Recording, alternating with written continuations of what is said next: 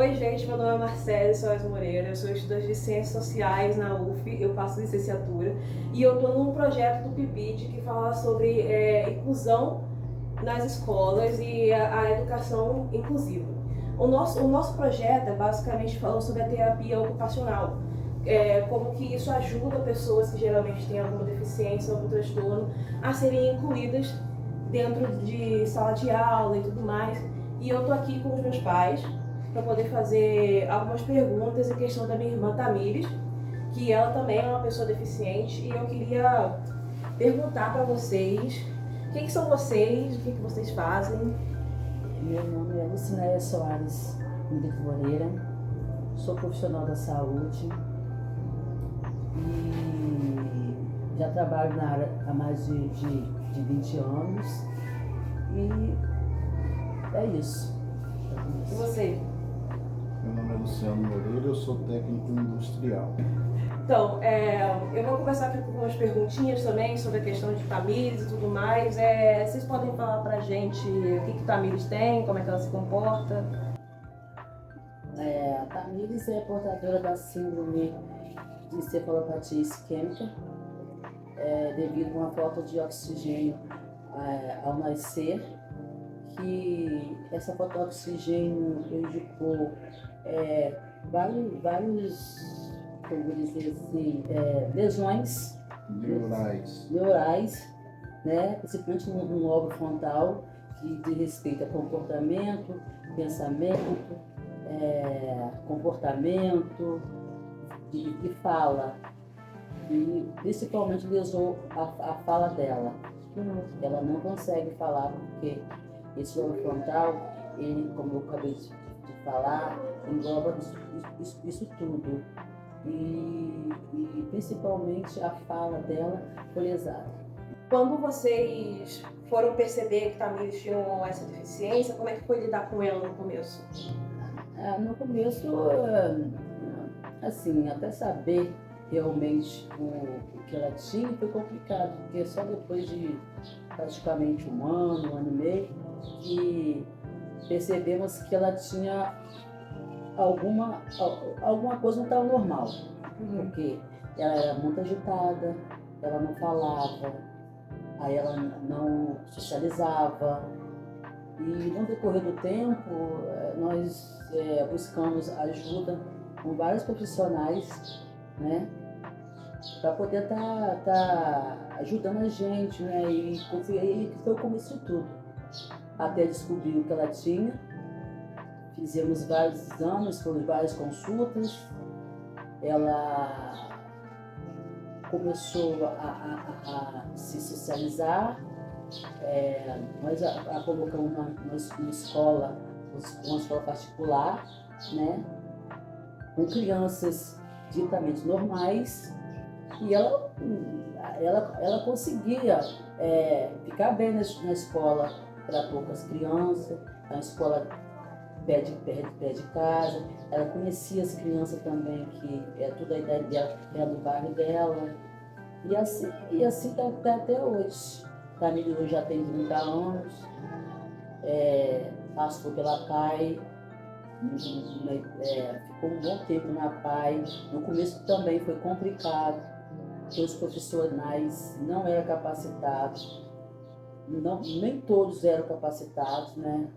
Quando ela começou a interagir com as pessoas lá e aceitar voz de comando, a professora, na qual ela que conseguia ter uma conexão com ela, teve que se afastar, porque ficou grávida, e também a filha dessa professora nasceu com uma deficiência, no qual a professora não pôde retornar ao APAE. Aí ela ficou sem esse elo de uma pessoa de confiança, né? Então, nesse meio tempo ela não se adaptou, porque ela não conseguiu, sem essa professora, né, que conseguia fazer com que ela se conectava com as crianças, com as atividades. Ela perdeu a vara dela, porque a gente, como pai, ia levar ela até a PAI, Mas chegando na PAI, ela não conseguia ficar, porque os profissionais que lá estavam não assim, não sabiam como lidar com ela. Aí a diretora da PAI na época me orientou a esperar a tal professora retornar. Mas devido ao problema do bebê dessa professora, ela demorou acho que mais de um ano para retornar. E nesse tempo Tamir ficou em casa e não retornou mais ao APAE, porque nesse tempo ela perdeu a vaga da APAE, não por nossa culpa, por culpa dos profissionais que estavam na APAE, que não tiveram assim, condições, eu digo assim, psicológica também, e nem estrutural, para poder dar um apoio para ela. Que ela não ficava o dia todo, ela ficava meio período, né? Devido à lesão dela, ela tem um limite para certas coisas. Aí ela não ficava, toda vez que eu levar ela, eles ligavam para ir pegá-la. Toda vez era assim, aí faz os tratamentos dela, né? É uma, dita assim, né? No mundinho dela, na concepção dela, em relação a gente, ela mudou bastante. Porque com o decorrer dos anos, a gente foi se adequando a ela e ela se adequando a gente. Só que é assim, ela é acostumada com as coisinhas dela, com o mundinho dela, as pessoas que ela tem contato no cotidiano e vai vivendo. Ela até hoje não fala, mas ela consegue se conectar. Hoje ela é bem mais calma, ela toma todos os medicamentos dela, come o que ela gosta, vai em lugares que ela gosta. Só que ela, assim, por ela ser assim, que nesse tempo também, nós saímos para procurar escolas que pudessem ter inclusão dela, particular, que pública não tem. E mesmo assim, nós percebemos o seguinte, que não tem professores e equipe de apoio qualificada para lidar com as crianças. O que acontece? Eles colocam todas as crianças numa sala de aula. Quer dizer, a inclusão diz que é o seguinte, o indivíduo que é portador de uma deficiência tem que se fazer um trabalho primeiro separado para poder começar a introduzir a rotina de uma sala de aula em uma pessoa portadora de deficiência, porque cada pessoa tem cada paciente, né, tem uma deficiência. Primeiro tem que se trabalhar a criança na sua deficiência. Primeiro tem que se trabalhar com a criança individualmente, cada um no seu caso a caso. Que é muito complicado essa inclusão social. A inclusão social não é para pegar uma criança que tem uma deficiência e botar junto na sala de aula com tipo, até 20, 15 crianças para uma sala de aula. É muito complicado, nunca vai ter o retorno. Então, o que deveria ser feito aí? Um trabalho com equipe multidisciplinar nas escolas, com essas crianças especiais, cada um tem a sua deficiência, e começar a trabalhar ali, que é ali que eles vão começar nessas crianças, não incluir elas junto com as crianças que são intelectualmente assim, normais. Para poder ali tirar o quê? As coisas, o melhor daquela criança. Até em relação a atividades mesmo. Eu me lembro quando Tamires tinha 8, 9 para 10 anos, antes de entrar na PAI, aqui em Campos tinha, de Goitacazes, tinha uma escola especializada chamada COR, que muito tempo que Tamires fez uma escola particular caríssima, que Tamires esteve lá. Tamires teve um rendimento espetacular. Porque como eu estava falando antes, que era só crianças especiais. Então ali cada uma tinha suas dificuldades e os professores que ali estavam eram todos capacitados, todos. Aí se tornou uma escola muito, muito cara. Até para a própria dona da escola que não aguentou ficar com o projeto dela, porque ela montou uma equipe disciplinar com professores capacitados, onde os pais pagavam, como eu também, uma mensalidade altíssima para manter esses profissionais lá. A escola veio a fechar, porque era uma escola espetacular. Essas escolas assim, no meu entender, deveria ter uma ajuda do governo, mesmo sendo particular. E aí sim ia ter uma inclusão, porque essas crianças que lá estudavam junto com a minha filha, eles tinham de tudo. Até no cinema, e até cinema para eles tinham. Cinema, tinha teatro, tinha atividade, ou seja, tinha tudo para a criança. Então, uma pessoa especial, ela é capaz de render muito mais do que se imagina. Porque até, dependendo do grau da patologia de uma criança, ela pode sim ser incluída numa sala de aula, porque, como eu falei, cada um numa sua individualidade da sua patologia. Aí, como eu estava dizendo, tinha que ter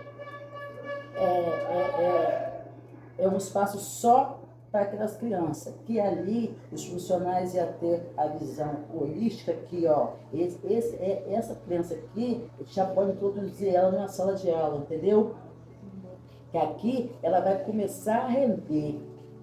O que os outros têm para passar para ela vai motivá-la a ser ditamente, mais para frente, uma criança assim, especial, mas porém capacitada. Porque é complicado você jogar a criança numa sala de aula que você sabe que não vai. E sobre a terapia ocupacional, tipo, vocês tiveram alguma experiência de Tamires, a questão da terapia? Não, terapia ocupacional de Tamires foi feito numa PAI e nessa escola particular que ela teve. Não estava tendo retorno espetacular, mas só que tanto os dois ela não pôde seguir. Particular porque a escola fechou. E o APAI, por não ter profissionais capacitados, ela não pôde ficar. Ninguém conseguia ficar com ela lá. Tipo assim, quando ela entrou no APAI antes, vocês viram uma diferença de comportamento dela? Sim. Justamente essa professora, que até o nome dela é Renata, a gente percebia nela que ela é uma pessoa capacitada por Deus, pelo estudo que ela fez, que ela tinha um dom para isso. E as crianças que lá estavam, a PAI, todos respeitavam ela, independente da patologia. Ela tinha uma voz de comando do Tamires espetacular. O Tamires conseguia fazer atividade, o Tamires conseguia socializar. É complicado, tem profissionais e profissionais, né? Aí é complicado. E sua experiência, quer falar um bocadinho também? A única experiência que eu vi realmente que valeu mesmo, que deu resultado, que era dentro do sistema, foi a escola COR, que acabou se fechando, né, por dificuldades financeiras também. Foi onde ela obteve o melhor resultado, porque era uma escola de multidisciplina, de acordo com o problema intelectual de cada criança, era tratado no foco. Ela teve boa evolução nesse processo, na questão comportamental, questão social dela. Ela desenvolveu muito no corpo, né? Mas infelizmente a escola sucumbiu. Então, eu penso que acredito na inclusão social, mas na questão social, na questão educacional, da forma, o modelo que se aplica hoje, eu digo que não funciona. Não funciona até porque não é respeitada a individualidade da criança que tem a dificuldade intelectual. Porque cada criança apresenta um comportamento intelectual diferente do outro devido ao seu grau de dificuldade ou seu grau de deficiência, o que não é respeitado. Coloca-se ela imbuída no meio de um monte de crianças ditas normais e acha que a inclusão social é ela participar daquele movimento. Como que ela vai ter inclusão social se ela não recebe a educação à altura do seu entendimento? Então eu acredito que inclusão social é você alcançar o grau de entendimento daquela criança que tem deficiência e ali você trabalhar de forma pedagógica, de forma educacional e até mesmo de forma profissionalizante dentro do mundo e dentro da capacidade de compreensão dela, para que ela possa realmente evoluir. Porque uma vez que ela compreende, ela guarda. Eles guardam muito fácil. Eles entendem, eles compreendem as coisas, mas tem que estar dentro do nível tirar o intelectual dela. melhor daquela criança para poder incluir ela no meio de outra. Aí ela vai alcançar. Ela vai alcançar. Você vê que, por exemplo, no caso de Tamir que nós estamos focando, ela sabe quando está se falando dela, ela sabe onde são guardadas as coisas que é de interesse dela, ela sabe onde fica, onde ela guarda, onde a gente guarda. Ela sabe música, por exemplo, ela explora um aparelho, independente da tecnologia que tem, como você menos espera, ela já está operando. Ela consegue extrair ali, ligar, desligar, trocar a faixa, trocar o canal, ela sabe fazer isso. Então, assim, o profissional tem que focar isso daí, ó. A capacidade de observação dela é muito forte. Porque ela capta muito um ambiente em volta com a observação. Sim. A comunicação de fala dela é deficiente, mas a comunicação visual e audível dela é muito boa. Chega, digamos, ser até acima do que seria dito normal. E é esse tipo de foco que o profissional, sendo qualificado, sendo capacitado, ele vai enxergar e vai explorar esses meios para educar ela. A Renata do Corpo na PAI fazia isso. Foi aonde que outros o terapeuta ocupacional também, lá acho que era o seu Marcos, né? Marcos. Também, também tirava muito trabalho que ele fazia, conseguia desenvolver com ela. Respeitava os dias que ela não estava bem. Ele dizia, tem dia que ela não está bem, ela não consegue render. A gente respeita, deixa ela aí com uma atividadezinha mais suave. Mas tem dia que ela está muito bem, tudo que é atividade que você entrega, ela desenvolve.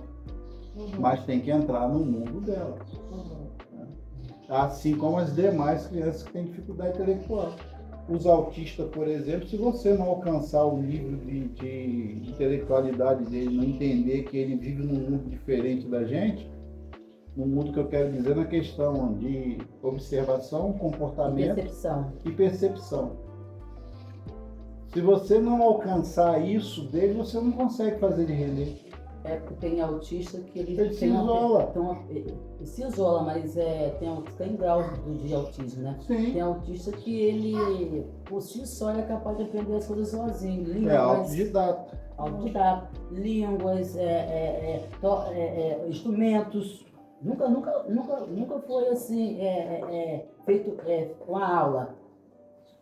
Vai lá, toca um violão, você fica assim. Mas se você pega uma criança dessa e coloca ela dentro de um meio educacional e explora esse talento dela, ela vira verdade, ela vai desenvolver o talento de uma forma descomunal. Não vai. Porque ela já tem aptidão natural, o grau intelectual elevado. Tipo assim, quando o Tamires saiu da PAI, vocês perceberam se ela regrediu alguma coisa ou se ela continuou do mesmo jeito, ou se teve alguma mudança assim de comportamento? Depois da PAI? Quando ela teve que acabar saindo. No início ela sentia muita falta. Ela até ficava, de certa forma, desequilibrada, um pouco mais. Porque a gente percebia que dava o horário ela sentia muita falta. Levar ela já procurava, querendo botar roupa, querendo botar por causa da rotina, né? Da rotina. A rotina, não ter isso mais. E a rotina para ela é algo que é muito difícil mudar. Mudar, isso aí. Ela é difícil captar a rotina, mas depois que ela absorve a rotina, ela não quer mudança dessa rotina. Isso é uma característica dela também. É uma das dificuldades com Tamires é mudança de rotina. Mudança ambiental para ela é uma coisa terrível. Ela não concebe muito bem isso, ela não aceita muito bem isso não. Ela formata o mundo dela no entorno dela e vivencia aquilo ali.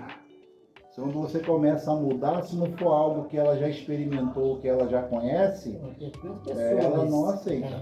Ela tem dificuldade para aceitar e para manter o comportamento dentro dessa nova condição.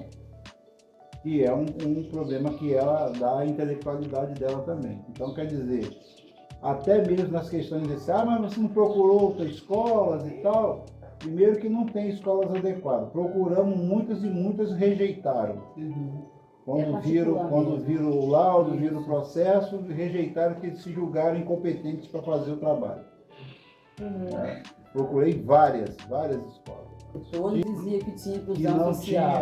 dizia que tinha inclusão social, mas quando via o processo dela, que via os laudos, via as documentações médicas dela, dizia que não tinha competência para tratar dela. A escola que realmente cuidou dela nesse aspecto foi uma particularzinha perto de casa, quando ela era muito nova. Depois foi o COR e depois o APAI. Finalizou com o APAI. Na verdade, na concepção dela, como entendeu o problema dela, foi médica. Nós tivemos muitas dificuldades com profissionais médicos também que não entendiam o caso dela. Porque era um tal de faz exame, não tem nada, faz exame, não tem nada, e a menina tem dificuldade. Até descobrir que ela tem a anisopatia isquêmica, foi levantado vários diagnósticos. Mas vocês acham que, tipo, depois de... Se a gente for investigar mais algumas coisas que ela tem hoje, vocês podem descobrir outras coisas que ela tem? Ou... Acredito que não. Está fechado o diagnóstico e já se entendeu qual foi o problema da questão dela, da patologia dela. A patologia dela não é genético e não é doença. Ela tem uma lesão. Ela teve uma lesão. Uma lesão isquêmica no cérebro que foi diagnosticada pelo último médico que acompanha ela até hoje. O Dr. Raulino, que reviu todo o processo dela, pegou toda aquela bateria, aquelas baterias de exame inteira que ela fez e descobriu a encefalopatia dela num exame que já tinha sido feito há 5 anos atrás. Ela fez até exame de código genético para saber essas patologias que a genética faz. Se fosse alguma síndrome. Se fosse alguma síndrome, mas não deu nada não. Foi feito todos os exames. Mas é isso aí. Hoje já está com 30 anos. 30 anos, está mais estável, porque a idade também ajuda nesse processo. As medicações modernizaram também e manteve assim, um processo de entendimento de quais medicações que ela teria que tomar para o resto da vida e quais poderiam ser mudadas de acordo com o tempo, com o comportamento. Foram feitos diversos experimentos com algumas medicações, umas com sucesso, outras nenhum sucesso nenhum, pelo contrário, regredia, a gente abandonava e aí comunicava ao médico, a quem estava acompanhando, que estava sendo feito o quê, como, por quê. E, enfim, hoje a medicação dela está estável, já sabe o que ela tem que tomar, por questões da lesão que tem, que é a medicação, por questão da convulsão, ela tem que tomar para o resto da vida. É bem controlado isso, que já tem para mais de 5 ou 6 anos que ela nunca mais deu uma convulsão. Mais 10, até mais de 10 anos. Que ela nunca mais repetiu convulsão nenhuma, em função do controle rígido da medicação que a gente tem com ela. E do acompanhamento médico, ela sempre tem acompanhamento médico. Sempre que necessário ela volta ao neurologista, faz as revisões, verifica, mas de uns 10 anos para cá não mudou a figura não. Só mudou nome de medicamento por causa de laboratório, essa coisa toda, mas a medicação é sempre a mesma, não muda, é pro resto da vida. Então, tirando isso, ela não tem problema nenhum de saúde, dizer que talvez tem algum problema de coração, de pulmão, asma, ela não tem nada. O que ela tem é a lesão isquêmica no cérebro que ela tem, que faz ela ser essa criatura que ela é. É isso, gente, muito obrigada. Já deu 28 minutos de gravação, vocês falando, foi muito bom, muito obrigada. Muito obrigada, gente, por ter assistido, por ter acompanhado aqui o nosso vídeo. E é isso, muito obrigada. Tchau. Tchau para todo mundo. Tchau. Tchau.